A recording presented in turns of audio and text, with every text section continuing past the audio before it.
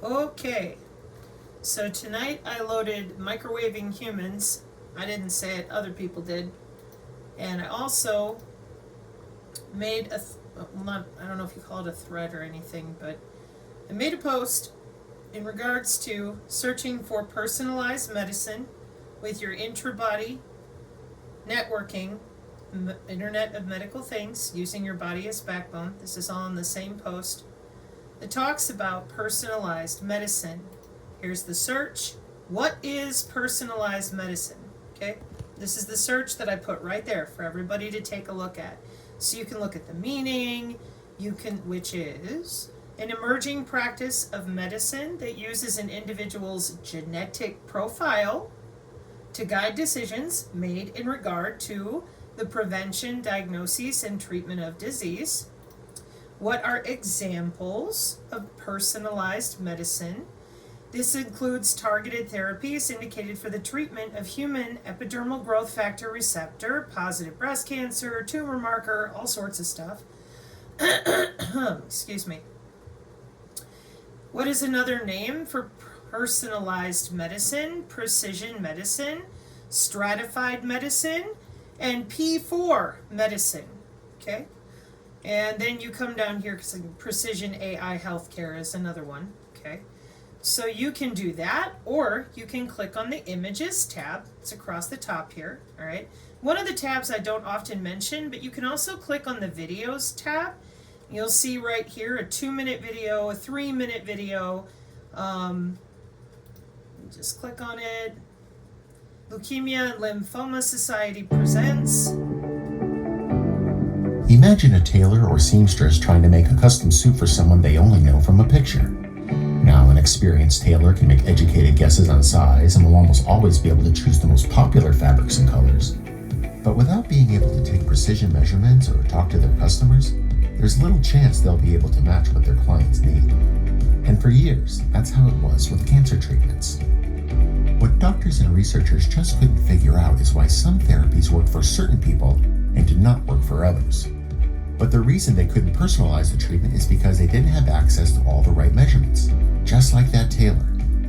Fortunately, molecular profiling is changing all that. Molecular profiling uses various technologies to get a better look at your genes, which are... Okay, now it's a 2-minute video. But right there, when it says molecular profiling, okay, right there, immediately, the synergists are going to be thinking, I bet that's molecular communication. Yep. Why? Because molecular communication is driving your international genetically engineered machines made of nano. It's driving all the different ways that we use optogenetics, all of them. It's driving the actual molecular communication ways that we use, like your smart pills with Abilify, your endoscopy, all right? All of it is coming off of that molecular communication. And a synergist is going to know that that means you're in the intra-body network. And a synergist is going to know what is the intra-body network. Intra-body transmission networks are proposed to be composed of nanostructured or micro-sized detectors placed within the body to monitor health and distribute drugs. See the familiar picture there, bingo card folks. Okay? Intra-body networks and molecular communication from PubMed. That's what we're over here with, 2022. Okay? A synergist is going to look at you and they're going to be able to explain to you that this is the cybersecurity that our channel is always referring to when it comes to the Internet of Medical Things and logging in to our skin. An intra-body network refers to communication system where tiny sensors implanted inside the human body transmit data wirelessly to each other or to an external monitoring device.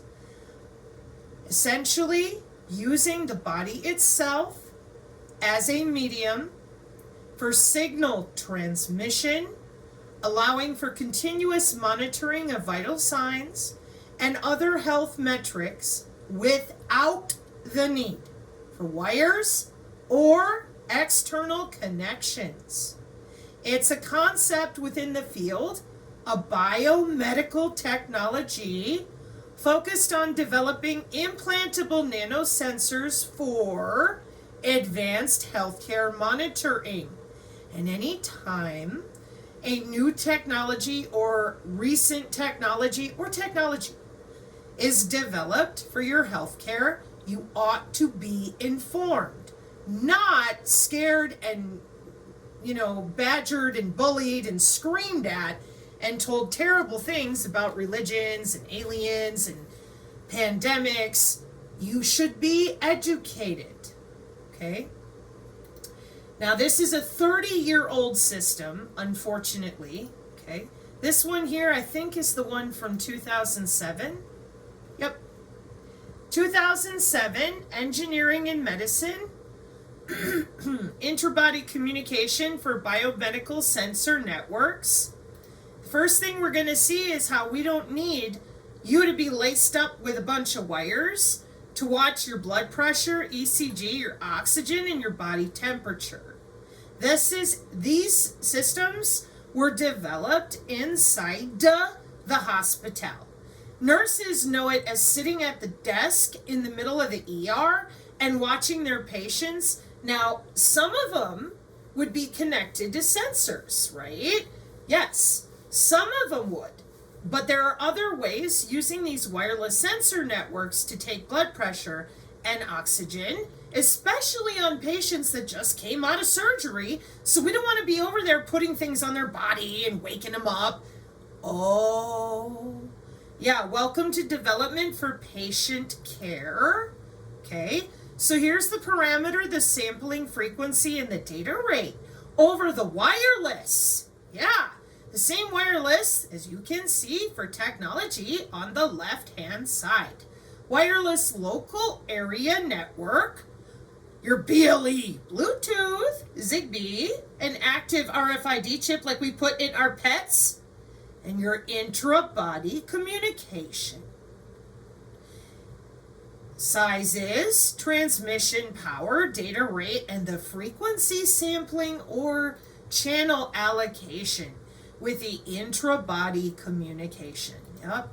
Now that is updated to molecular communication, which gets even more confusing unless you're willing to admit electronic warfare and the body area networks being heavily and extensively studied for things like healthcare. Okay? So, the Internet of Bodies, plural. Here we are at Springer. I brought this up a couple times, okay? And it tells you that this is published in biological engineering and biological technology, bioengineering, biotechnology, okay? And that technology has played a transformative role in our lives, and its impact on human health is never felt more than in our current COVID-19 pandemic scenario. The development of autonomous health sensing and actuating systems, your e-health, m-health, and telehealth, also referred to as closed-loop systems that sense and act towards a biological condition. Now let's take a look here. For those of us on the channel, we know, because we just got done watching everything, and I made a professional video for your academicians and educationalists. I said that's the Federal Communications Commission in 2012. I really would appreciate it if we can move forward now. People need to understand where we are today instead of 2009 and 2012. Our government has a really bad habit that has not served our population well. They do things and tell us 30 years later. That is where the problem is, because we're using genomics. And down here, you will see right there, in a prior publication, our group had detailed a redox-based bacterial promoter, SOXS, that responds to specific electrochemical signals that can be generated externally. Now, it says an external electrode, But we've shown multiple different ways that transmission and reception uses wireless sensor networks. That would be air molecules that change their air molecular composition to actuate, produce an exogenous, meaning a magnetic or electrical signal outside the body, Rice University. We're going to actuate that signal with whatever's under your skin. And what are we going to get? We're going to generate a change, a physical change. This is where the confusion really is, because everybody thinks that nobody is under their skin, that nobody knows what a nanobot is. And I'm sorry, but these are University of Rochester jobs and students to grow bacteria inside of you and change the composition of your internal gut microbiome, human tissue, integrated circuits and systems laboratory. Back here in 2018, Georgia Institute of Technology, Northeastern University, Johns Hopkins, and Emory University are not conspiracy theory friendly. These are hospitals working with our integrated circuits and systems for biological, medical engineers. And they are using that molecular communication, possibly bio-nano things. They are using galvanic skin response and magnetically inducting a physical change from your Yetis and their healthcare providers, somebody in your family, the emergency for rescue, your mobile device with BLE, Bluetooth with the near field channel, or your Fitbit, a wearable little hub. And right there, using the molecule itself as the carrier, we're going to take your gut bacteria and yeast and E. coli, and we're going to start changing it around in situ, in vivo, in real time. That's called actuating a signal. Allow me to show you another example, because I played this video a gazillion times. This is just the students talking about what I'm showing you right here, okay? So if I go to the non-vaxxer channel on Rumble and I type in RICE, because I want to look up my Rice University videos, okay? Wireless communication directly between brains a step closer, loaded a month ago, 4 minutes. Bacterial sensors, let me zoom in for you, send a jolt of electricity when triggered by Rice Labs. Oh, there's my Dr. Lee Merritt and Maria Zia interview. I said it was like 2 years old.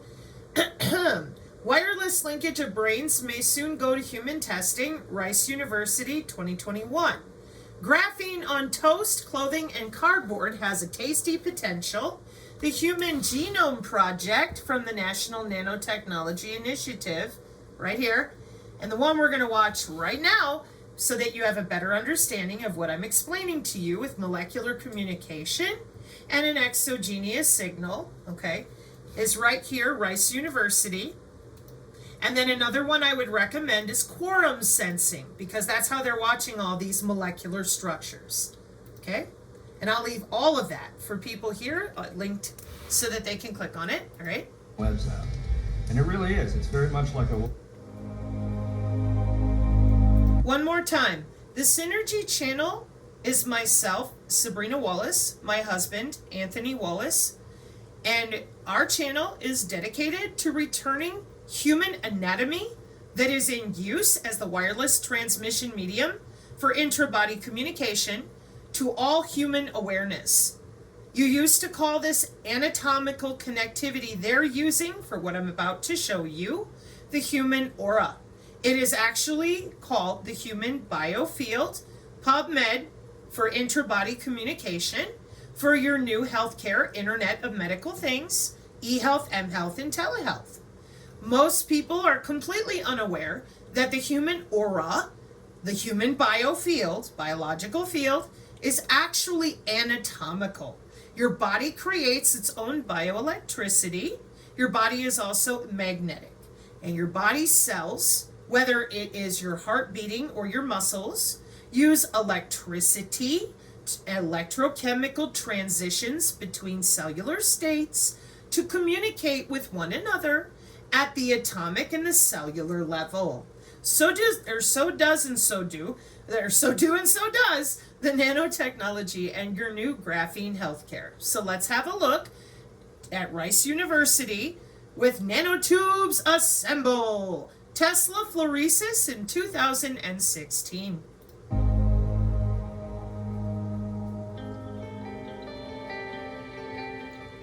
What we've designed, and we've done this very, very quietly, but we're glad to now release it to the world. That is an associate professor of chemistry, not conspiracy. Thank you. Is this idea of Tesla Fluoresces, which is a discovery we made several years ago, and we've been developing it.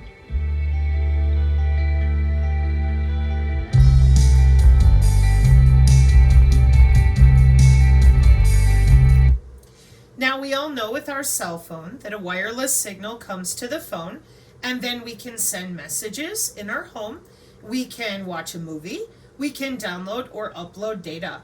What people were not told is that your body itself, instead of your phone, is the transmission medium, and we can download data into your body because your body has electrical code. We didn't tell you that, no.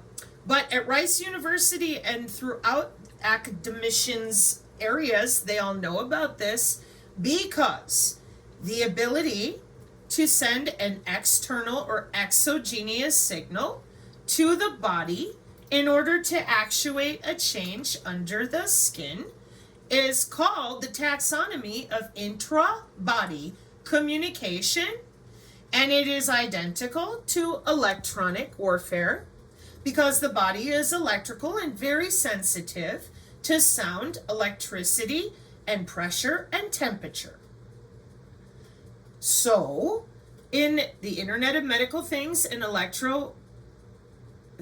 inside of the Internet of Medical Things and intra-body communication, we establish an exogenous signal for things like wireless drugging, adjusting your pacemaker. This is literally a wireless signal, no different than when you're sitting there at home on your wireless with your phone, sending messages, etc. Wireless, on-demand, drug delivery systems exploit exogenous stimuli. And you think, well, Sabrina, I don't know what that means. Well, it's going to list it here. Acoustic waves, sound, electric fields, electricity, magnetic fields, magnetism, and electromagnetic radiation, like radio frequency and your Wi-Fi. And exogenous stimuli are external stimuli that are applied from outside the body. They can be used to control drug release, treat disease, and promote nerve regeneration. Okay? So when you sit there and you think, oh, they don't know what's going on, people don't know what they're doing, au contraire, mon frere. This is big money. This is the healthcare of the future. This is your mHealth and eHealth, and this is mandated by the United Nations, the FDA, the FCC, in the United States. Okay? So let's go back to our video. And Tesla Fluoresces is, the simplest way to understand it is self-assembly at a distance, just long-distance assembly of materials. Self-assembly at a distance. We've all heard about the self-assembling nanotechnology. We've all heard about the smart dust, micro electromechanical systems. That's another name for what you're watching right here. And what we did was, because we're at Rice, we had plenty of nanotubes around, so we decided to use nanotubes. And what we discovered was that these nanotubes can actually string together and form wires by themselves under this electric field. This fundamental idea of force acting at a distance, that you can have, instead of, when you normally build circuits and things like that, you have to have physical contact. Now we're talking about building circuits without actually touching them. All right, and just dispersing this. Power on, and then up. I realized that a Tesla coil could actually do this if you designed it in a way to create a very strong force field in front of it. And so that was the engineering aspect of it. Inside of your intra-body communication, Your nervous system is electrical and thus the backbone for the Internet of Medical Things. And I already showed you the taxonomy of your microwave, high frequency, millimeter wave, high frequency, terahertz, high frequency, electromagnetic methodology, optical, often cited as optogenetics. Your ultrasound is a mechanical sound waves, and your low frequencies harness inductive coupling, capacitive coupling, and galvanic coupling. But what he just said about an exogenous field, we're going to run an electrical field outside your body. And most people, given they don't understand how wireless communication actually works, they're thinking that somebody is going to run up on them with a Harry Potter wand. Okay? I'm not kidding. I'm very sincere. And there's another reason for that. Hang on. Inside of our Enabling Covert Body Area Network paper from Purdue University, explaining electroquasi-static human body communication. We, running radio frequency through the body since World War II, which you may have heard referred to as a VRIL maiden, okay? That's radio frequency through the body. A traditional wireless body area network made a big old bubble of radio frequency energy around you. And that's too wide open to attackers who could come up with their little measurement tool or their cell phone. So a Harry Potter wand or something that's transmitting and receiving. So what they had to do was go to electroquasi-static human body communication using only your body as the signal transmission medium. And therefore in computer networking, we have something called the OSI layers. What are the OSI layers in computer networking? The OSI layers in computer networking are physical to the data link, to the network, to the transport, to the session, to the presentation, to the application layer. Essentially a 7-layered model that defines how data is transmitted across a network, with each layer performing a specific function in the communication process. The physical layer, or layer 1, deals with the physical transmission of data bits over the network medium, like electrical signals going through a cable, okay? So here's where the problem is for me. What is the physical layer of the OSI model in the W-band? In the OSI model, the physical layer, layer 1, refers to the lowest level of network communication responsible for transmitting raw data bits over a physical medium like cables or wireless signals, essentially defining the physical connection between devices, including voltage levels, pin layouts, and signal encoding, which is directly applicable to a W-band wireless body area network where data is transmitted through radio waves on the body using sensors and actuators. It essentially dictates how the raw data is converted into electrical signals for transmission across the wireless medium within the W-band, which is going to be your skin, your human body communication that is going across your skin, or in the case of the intra-body communication, it's going to be under your skin in your interstitium. Conductive layers below skin, epidermis, skin. And the intrabio nanothings networks are running through your blood vessels. That's where the quorum sensing comes in. Okay? So all they have to do is send electricity across your skin using your wireless, using another body area network, or if you're doing it on purpose with your wearable or your Fitbit, There's the low electromagnetic frequencies with a magnetic field, an electric field, electric current, and the ultrasound and the high frequencies. Ultrasound are acoustic waves generated by an electrical driving signal that is transduced into a vibrational mechanical wave above 20 kilohertz, the human audible limit. Considering the unique features of human body tissues composed of more than 65% of water, it was observed that frequencies in the range from 700 kilohertz to 5 megahertz allowed to achieve an optimal trade-off between attenuation, directivity, and coverage range extension. In ultrasonic propagation, multipath fading is met due to reflections and refraction. The absorption is very low without any damage to tissues, as evidenced by the safe use of ultrasound in medicine for diagnoses and therapy over the past 6 decades. So when we try to explain to you here on the channel that with the Internet of Medical Things, that all of these different electrical systems, including your ultrasound and your EEG, have left the hospital, that is because of the development of something you might have heard of called the biodigital convergence.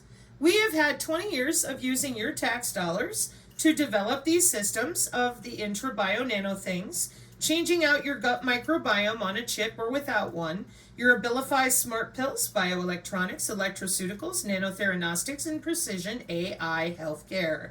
Brain-computer interface and brain-to-brain communication is 11 years old in the commercial arena. And so now we've taken cognitive neuroscience, cognitive science, biotechnology, and biomedicine, including genetic engineering, and we are watching you from under your skin. The biosensors in the Internet of Things communicate all around you in order to keep an ubiquitous health monitoring for you. And the graphene sensors, everything that you see where it says non-invasive, can be done exogenously, externally, without your knowledge or your permission, if they wanted to, or it can be done in the case of a pacemaker and all of our medical implants, or it can be done for wireless on-demand drug delivery, DNA protein folding. This is why sensors and actuators are such big money. It is also why body area networks have such intense HIPAA regulations, electronic health records, and updates to closing the neuronal loop for brain-to-brain communication. Microwaves, millimeter waves, and higher terahertz and optical bands are included among the techniques. They have been grouped together because they leverage the same working principle. Although the covered distance, tissue penetration, and tissue channel behavior depend on the specific electromagnetic frequencies used. Microwave-based solutions working around 2 gigahertz have been developed with the specific feature to utilize the fat tissue as channel for data transmission. That's because your muscle tissue responds differently to storing data versus passing it along, and was named fat microwave. At these high frequencies, large bandwidth is allowed when transmitting across fat tissue channels, thus exhibiting good communication properties compared to the case of skin and muscle tissues. Indeed, the fat tissue layer is located between the skin and muscle layers, forming a type of parallel plate waveguide, having 2 conductors on both sides of a dielectric material. The high contrast and dielectric properties between fat and skin, as well as between fat and muscle, allows the signal to be confined within the fat layer that acts as a waveguide, hence low-loss communication medium. This interesting method may potentially increase the transmission range achievable in microwaves. Anyhow, it is worth to note that this configuration is not perfectly equivalent to a parallel waveguide, since the skin and muscle are a lossy media, which turns out in not perfect conductor boundary conditions. Both simulations and experiments were conducted in presence of perturbance, perturbating your biofield, perturbation, vibration, such as embedded muscle layers and blood vessels. The results showed that the transmission method is feasible even in those conditions, since the communication channel is not affected by perturbance smaller than 15 millimeters cubed. MM3, I'll come back. Preliminary experimental results were conducted with a multi-layer tissues phantom achieving a data rate around 250 kilobits per second and maximum 25 decibel attenuation with a 10 centimeter coverage distance, even if distances up to 1 meter are expected. In an impulse radio ultra-wideband wireless telemetry system was developed capable of achieving a high data rate in the order of gigabits per second in the 6 to 9 gigahertz ultra-wideband band. Comparison of channel characteristics for different intra-body communication methods. Ultrasound US refers to ultrasounds, IC to inductive coupling, CC to capacitive coupling, and GC to galvanic coupling. Technology, channel model method, and channel. So when you simply tell people frequency, that's not enough. And when we talk about the scatterers, that's your optical and your terahertz. Bingo card. Back to watching that F-35 shop for a couch. Now do you see why that's so insulting? Yet? Well, maybe this will help. And then once I designed the machine, then all sorts of discoveries started falling out of it. Oh, that was a good one. Tesla is one of those things, it's a project that there are just so many avenues, so many things that I think you can do with it. Not just making conductive wires, but taking it in so many different places, not only just biomedical and engineering, but taking it into different industries like silicone chips or exploring different conductive materials. This also ties in just generally in nanotechnology that self-assembly is very big. That is, if you can get things to build themselves, just as in biology, and we build ourselves. When my son saw it, he called them webs. You know, he thought it was like Spider-Man shooting webs out. And it really is. It's very much like a web sort of stringing out together. And that was a surprising finding. And the physics of that is actually a lot richer than what we had originally thought. So there is new science coming out of this as we go. This is from 2016, self-assembling nanotechnology that they are watching with appropriate university students going to college for this. I think I'll show it after all. We have a lot of new people. Project working on the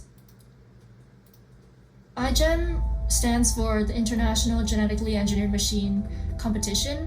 It's a global synthetic biology competition that brings together teams from all around the world to compete in essentially engineering organisms to have new functions.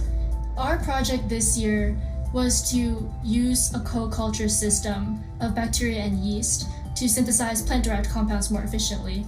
A lot of the compounds, like medicinal or used in cosmetics, all of these are extracted from plants, and we want to find a way that's more sustainable and reliable. So we created a 3D printer, which prints hydrogels, which has our E. coli and yeast that has engineered pathways within it so that it can function to make the enzymes that produce our end product.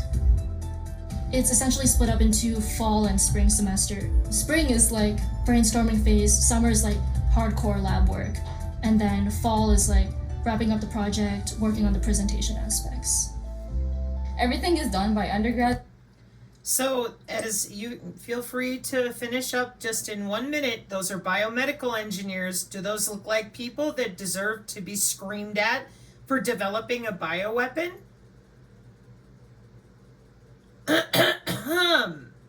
These are innocent children going to college as they've been told to do. And they're working with systems that are not new. iGEM is 20 years old. Nanotubes and Carbon Nano has flagship programs for healthcare to help people.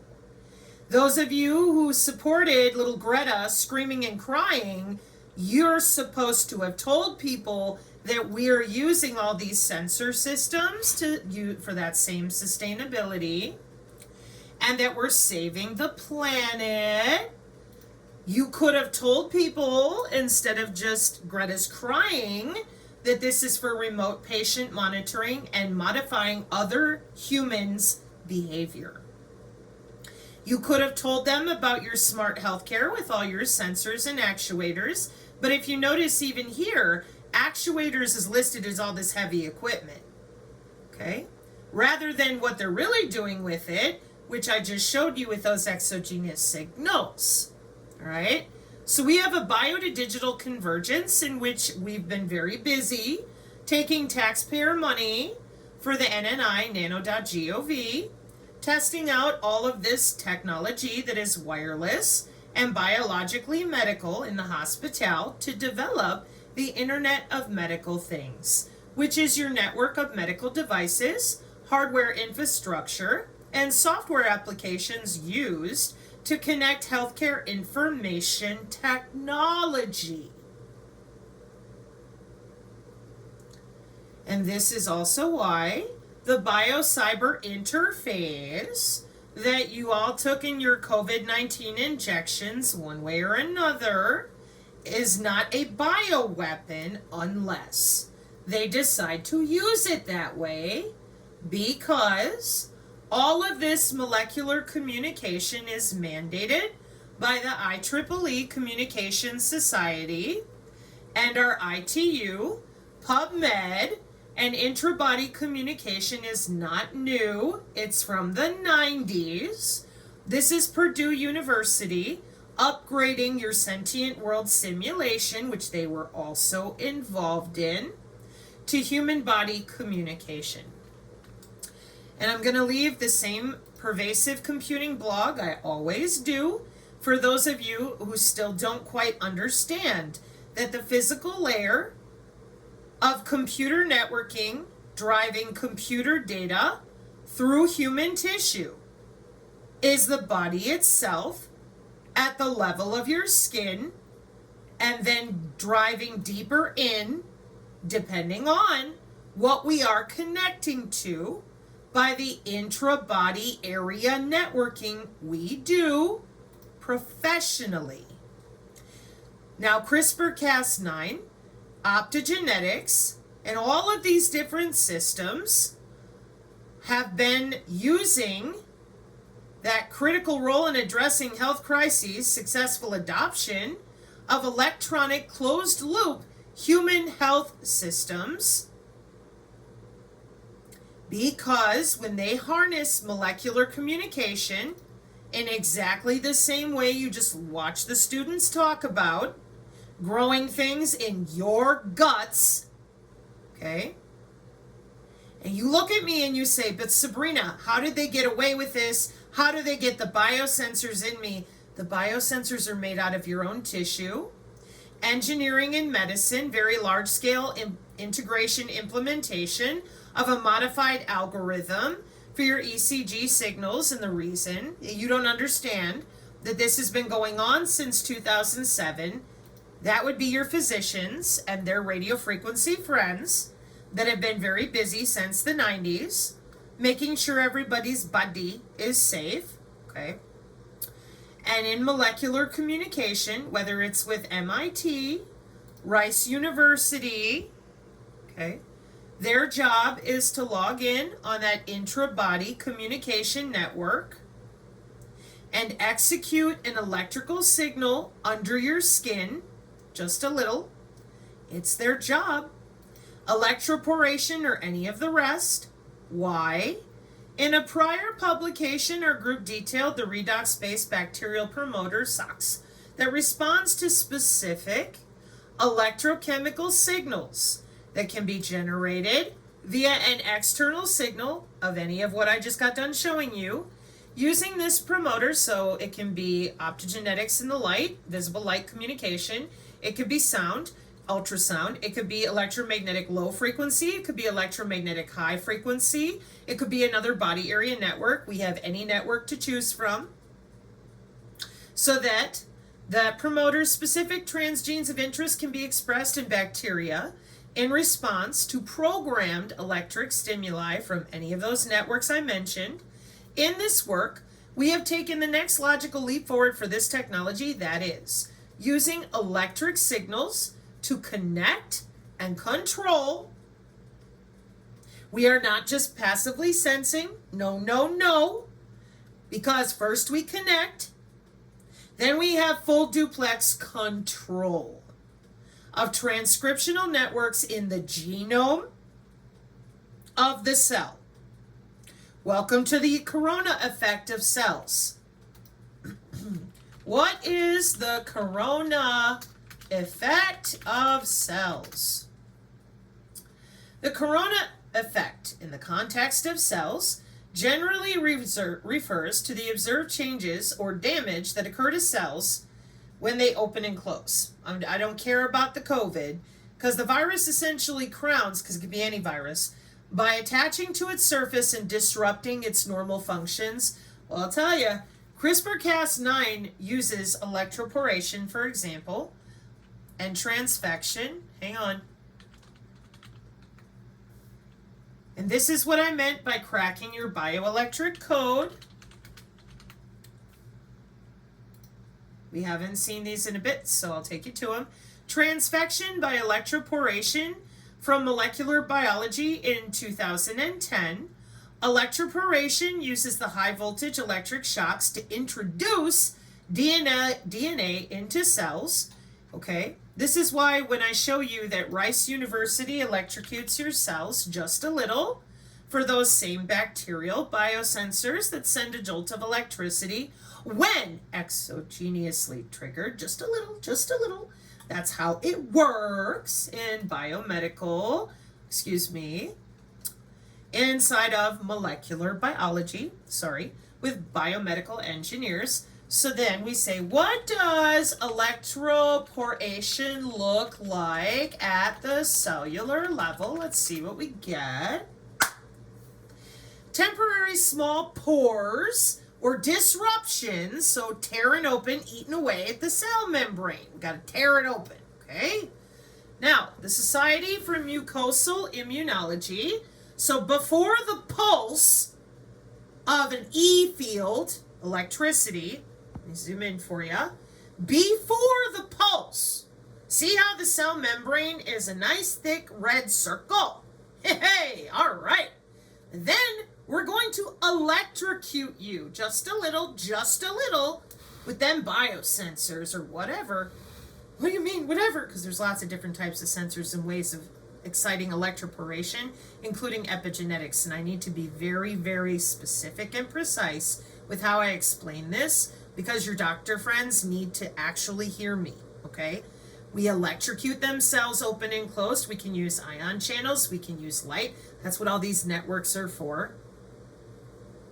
So by you not talking about all these networks that we're using with college students for electroporation at Johns Hopkins and Rice and Emory and all these other universities, that's why I told you, please stop endangering our youth by screaming bioweapon and start telling the truth about this being the nano.gov, brain-machine interface with optogenetics and ion channels, okay? And please help people understand the cyber bio interface is part of everything they have, every wearable, everything that they use with their Fitbit, everything they're using with the Wii, and updated now to whatever PS5 wireless stuff you're doing is human body communication. We had to update and let me upgrade you since the last round in the 90s of going from the dial-up to the cable modem. Now we've gone cable modem to human body communication, and these systems are not new. We always research and develop before releasing to the commercial environment. Your body is electrical. We are using your own electrochemical molecular communication to disrupt the membrane of your cells in precision AI ways. Period. And the corona effect is when we permeate the cell structure. The corona effect is generic. It's not specific to COVID-19. It's an effect on the cell structure. that disrupts receptors.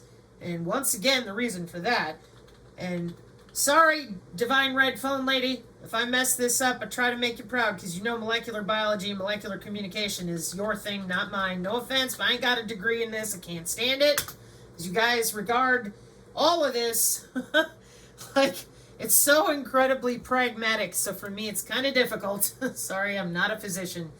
Thank you, Jesus. Anyway, so molecular communication is a new way of communicating that uses molecules to send information, and it's different from traditional communication methods that use the old radio frequency way of doing business. That's why, in my opinion, they're going full body area network. They're going to shut down your old radio frequency, and we're going to be a lot more plasmonically going on, okay? But you guys keep pretending like we don't know what we're doing. The challenges in cybersecurity are why we have cyber biological security. Molecular communication, it uses molecules to encode messages, such as the presence or absence of a specific molecule. Yeah, like those receptors. And those are on their own networks as well, with the Internet of Bio-Nano Things, which has upstream and downstream. Professor Achildes, I'll be back with that. So it's not just CRISPR-Cas9. We're methylating and demethylating cells and bouncing molecular communication around. And I will do a different video on molecular communication further out. Bacterial sensors that electrocute you under the skin, because we've cracked the bioelectric code of the body. That's in 2013. And the reason we do that is for synthetic bioengineering, because when we electrocute the cell structure into submission, we get a physical outcome. We can change where the eyeball grows on the frog. So instead of a frog growing eyeballs in its head, it grows eyeballs on its tail. We can change where its tail grows. Okay, recent work in tractable model systems has shown that bioelectric cues, because everybody has bioelectricity. Let me drop that here with you as well. What is bioelectricity? Okay, this is what I meant when I told you they didn't give you a new technology. They stole your biology. It's not hyperbolic, I'm sorry, and it's not an understatement. Sorry again, it is what it is. Bioelectricity are the electrical currents and potentials that occur in living organisms. So that's you dancing, singing, breathing, walking around, sleeping, and that's what they're using under your skin to power their system of biosensors. That's kind of why I get so pissed off. I'm like, it's so rude to not tell people you're under their skin. Come on now. We're going to save everyone. Then why is it that nobody knows about this stuff? I mean, dude, we're back in February of 2014, and y'all dance around screaming about vaccines. Please, we have precision AI healthcare. We're logging in. Come on. With the Pentagon for 3 years now. MIT? Hello? Okay. So in molecular communication, with how they're actually digging into, hang on, let me go back to the bioelectric code.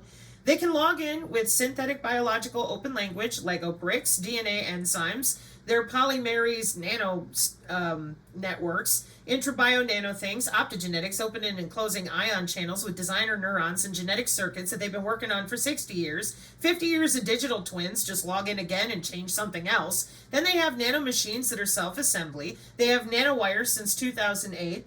They got anything that they want because you won't even tell them they've been tethered to the cloud for 30 years. But you gave them Pokemon Go, you gave them all these wearables, and all you do is sit around and watch them and everything that they do and upload it to these machine learning algorithms for you, so that you can predict their behavior and so that you can neurally modulate them any way you want to. Oh no, yes. Integrated circuits and biomedical circuits are about the Internet of Behaviors. They're also about ubiquitous wireless healthcare monitoring under the skin. It's been there since 95 with the personal area network, near field channel, RFID. You did not give anyone a new technology, and everything that you're using to watch them is powered by their own bioelectricity and molecular communication. That's why, even if they take off their wearable, put themselves in a Faraday bag, the first time they interact with their cat, their dog, another human, or a spinach leaf, the molecular communication, yeah, the way our cells are naturally signaling each other while you're sitting in your Faraday box, yeah, welcome to it. That's what's so diabolical about the whole thing. All right, so cracking the bioelectric code back in 2013, okay? Recent work in tractable model systems has shown that bioelectric cues serve as mediators of positional information and determinants of anatomical identity during growth and morphostasis. This is Harvard nanomachines, regenerative medicine. I want to grow a tail. I want to grow horns. Here we are, cracking the bioelectric code on a frog or a worm to grow its eyeballs on its butt, to grow 3 or 4 more tails, to make it regenerate limbs back in 2013. All right? And determinants of anatomical identity during growth and morphostasis. Endogenous bioelectric fields mediate wound healing at the HDIC 3 years ago by coordinating epithelial closure, initiate complex appendage regeneration, regulate neoplastic transformation, determining the left-right symmetry of internal organs, control differentiation of mammalian adult and embryonic stem cells, and even dictate the large-scale anatomy, producing head versus tail of tissues derived from the blastema and regenerating flatworms. Importantly, these coherent changes of anatomy have been analyzed to reveal the mechanistic steps leading from voltage change to cell behavior. I electrocute your cell, I'm going to make it misbehave. I will force a change, electroporation, and I get my CRISPR DNA way of doing business. I get to change out that cancer cell. I can change out any cell I want to because your pluripotent stem cells are all across your skin. Now let's go back to Purdue University to wrap it up. Where is that physical layer of the OSI model of computer networking, the physical layer for the body area network? Voltage, people, the skin, and the body itself. Hang on.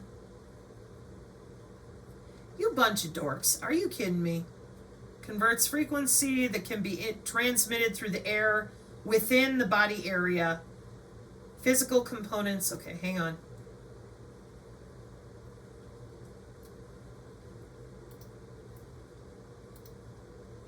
Grabbing a research gate. Okay. So, December 2011. Jeez Louise. A study of IEEE 802.15.4, told you, security framework for the wireless body area network, collection of low power and lightweight wireless sensor nodes, could be air, could be internal, that are used to monitor the human body functions in the surrounding environment. It supports a number of innovative and interesting applications, including ubiquitous healthcare and consumer electronics, like the Wii and the Pokemon Go. Yeah, no kidding. So the layers: denial of service attacks, jamming and tampering in the defenses, spread spectrum, priority messages, lower duty cycling, etc. Hang on. Okay, description: access control, confidentiality, frame integrity, sequential freshness. What is this, nerds? Security modes in the intra-body communication of 802.15.4, the one with your little cell phones and beam steering simmer. Yeah, because it goes back and forth with many MAC IDs, not just one. Encryption is happy crypto mathematical fun. Then we get to go back and forth here. Believe me when I tell you, the superframe structure and the different ways they do things with their integrated circuits are going to take you a while. They did that on purpose. Right there, yeah, with ACK. That's what we're really dealing with in matrice math, etc. Anyways, your free space optical and your artificial neural networks. There's a lot of security on these networks. But it doesn't change the intra-body communication is internal. That's your 802.15.4. And that everything external to you, whether it's a satellite, a cell phone, or some jerk logging into your bone, also that it can send signals to the white-coated Yeti, the Silent Hill nurses, medical information databases, or on the good side, emergency services in case you're stuck somewhere and they're trying to find you. Okay? Hang on. Let me grab you another one. Ooh, Can't believe that you guys are making this so difficult. Come on now.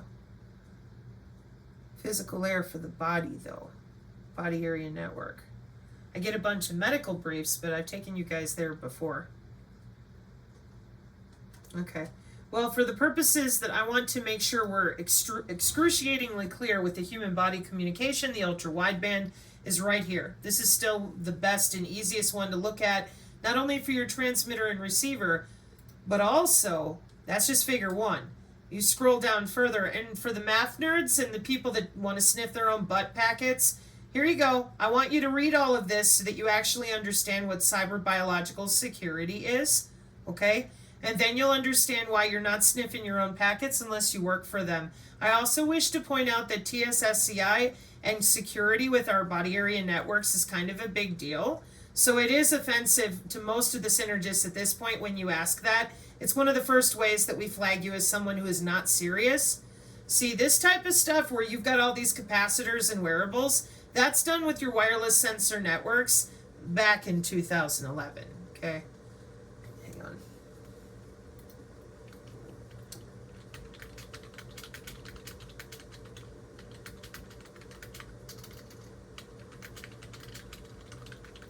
See if I can ask it in a different way, if it'll actually answer me. According to the OSI model, human body communication would be considered part of the physical layer 1 as it deals with the raw transmission of data through a physical medium, which in this case would be the human body's electrical signals used for communication. You're welcome. I knew I'd find it if I asked it the right way. That is why here on the channel, now we go full circle. Molecular communication with these integrated circuits, which your body is a natural circuit, with natural bioelectricity. The molecular communication, I will do more about this. I'm going to close up this video and open up that one. This is where with electroporation, before we electrocute you under the skin, your cell membrane is, okay. We make it a little more porous like a sponge, and then we do what we want. We have multiple different ways of doing that. Biosensors are made out of you for this reason. Now, does it make a little more sense why it's not some foreign entity? Because the patterning information at the level of physiology, no Hogwarts, no Illuminadonkeys, physiology, regulates morphogenesis. This is regenerative medicine with Harvard people, and this is Dr. Michael Levin, in a number of systems. In parallel with the genetic and epigenetic codes, this implies the existence of a bioelectric code, a quantitative mapping between ionic properties of cellular structures and an anatomical outcome. God save the frogs. Further progress necessitates a synthesis, a conceptual understanding of how biophysical properties of cells, biophysics, biophysical, may be interpreted by growing tissues into specific changes of growth and form. I want horns, I want a tail, I want something else. I want to regenerate my limb. Interestingly, recent data in 2013, when this paper was published, suggests 3 different ways by which biological structures decode bioelectric patterns. And like I said, we're going to chop it in half, put the eyeballs on its posterior, and start playing around. But it's only with worms and frogs. In 2013, cracking the bioelectric code. And then we have in 2003 in biomedical engineering, one of the ways that CRISPR-Cas9 can use transfection by electroporation, the corona effect, any viri opening up a cell, the corona of the cell, in order to make it more permeable. Human body communication is mandatory in every nation with certain frequency bands centered at different industrial and scientific and medical bandwidth. The narrow band is optional, but ultra-wideband and human body communication are mandatory, and at opposite ends of the 802.15.6 wireless body area network spectrum, again, industrial, scientific, and medical, for things like your pacemakers and insulin pumps, since the 90s. And it ain't going away. In fact, we just got done upgrading everything because soft electronics is all about those biosensors and attenuation to your digital twin, because we're going to save the world with personalized medicine. Precision AI healthcare, logging out and logging in. to your bioelectric code, as well as the entire environment. That's how we're saving the planet with sustainability. And you're going to live forever in your new chipset with all these different biosensors all around your head, microfluidics, digital twins, and all the rest. Watching your wastewater epidemiology to bounce those signals biologically and keep a tighter hold on your local Doppler micro-pulsed electromechanic, no longer a spread spectrum, but now a pulse Doppler system for that electroporation in case you get out of hand. Human augmentation was decided upon by nation for national security and protection of national GDP. Human augmentation has market share. They are in phase 2 because everybody wants to live forever and become a super soldier, which is why the cyber physical backbone was completed in 2017 with the IEEE and all of your partners, because they're already augmenting so they can live forever with these different systems of technology. This is your National Institute of Standards and Technology.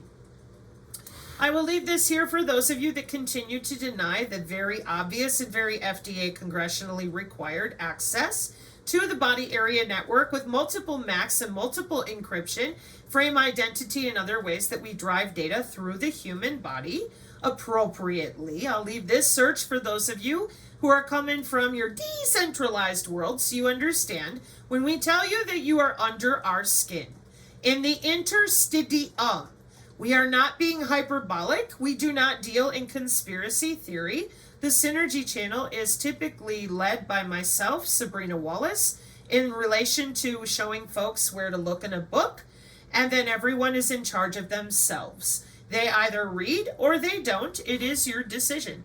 I'm just here to show you where to look so there is less derision between parents and children, between husbands and wives, between family members, so they understand that they did not give you new technology. They took your bioelectricity and they've been playing with it, and now they're down to the bone and under your skin. Exogenous stimuli are external stimuli that are applied from outside the body for things like wireless on-demand drug delivery, which is a system that exploits that exogenous stimuli like acoustic waves, electric fields, magnetic fields, and electromagnetic radiation to trigger drug carriers. In our bingo card paper of the intra-body area networking of 802.15.4, that we are constantly talking about because that's the under the skin networking, in which the biosensors can be exogenously stimulated by a magnetic field, an electrical field, an electric current, and high electromagnetic frequencies or low electromagnetic frequencies, or the ultrasound. This is the background section 2 on intra-body communication methods, and up here it will tell you about molecular communication and the taxonomy of intra-body communication technologies.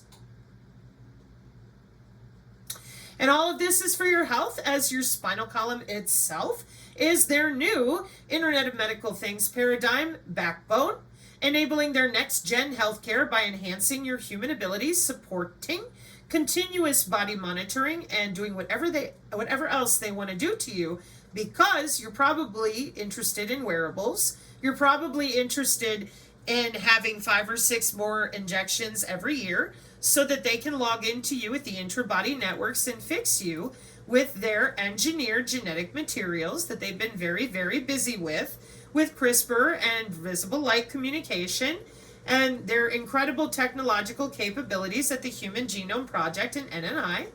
And that has to do with our integrated circuits and systems since 2018 with the Panacea Project, again, Georgia Institute of Technology, Emory University, Johns Hopkins, and Northeastern University, okay? And that has to do, again, with logging into your gut microbiome with that galvanic skin response, walking in with a coupled signal, could be magnetic, could be electrical, could be molecular communication, electrochemical, but it's still made out of you, your own blood, bone, and tissue. Here's some students, that's why we don't call it a bioweapon. We call it what it is, which is a biocyber interface that's been worked on for a very long time in engineering and medicine.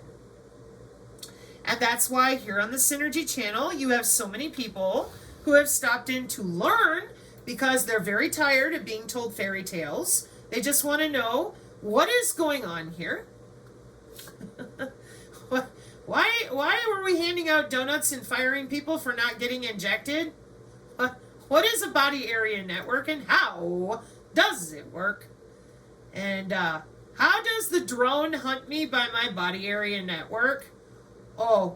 See Synergy Tech Metric PDF, because it has this paper and it has this paper. For those of you going, Lavender AI, let me tell you.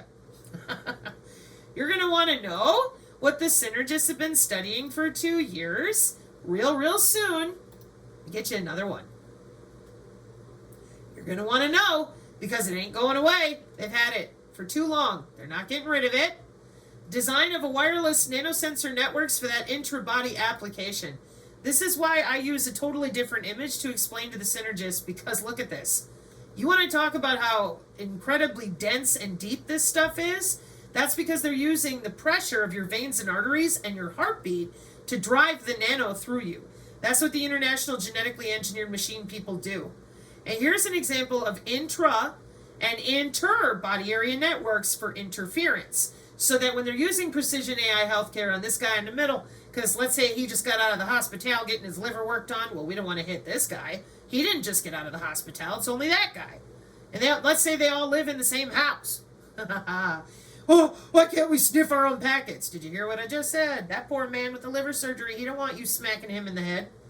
And neither does the Department of Homeland Security with all these implantables, just like Dick Cheney and his pacemaker. Check out all them measurements, huh? Isn't that something?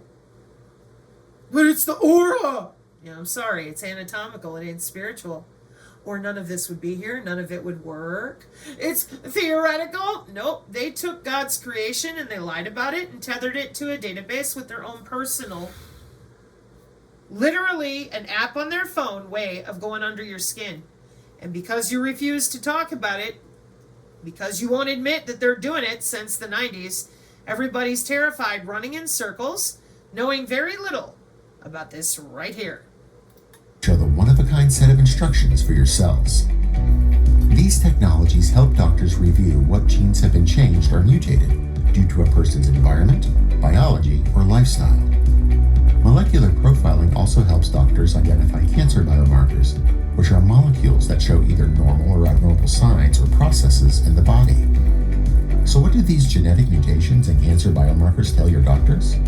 Well, this is where the medicine really gets personalized. To start, different people may have different genetic mutations, and sometimes even more than one.